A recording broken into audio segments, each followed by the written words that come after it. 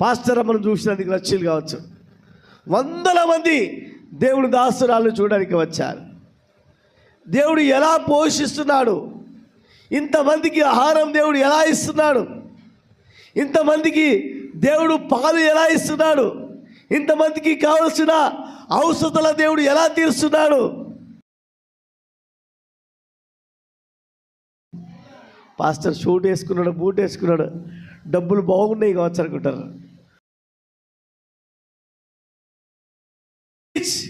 నేను ధనవంతుడిని, ఎందుకంటే నన్ను పోషించేవాడు ధనవంతుడై ఉన్నాడు. హల్లెలూయా.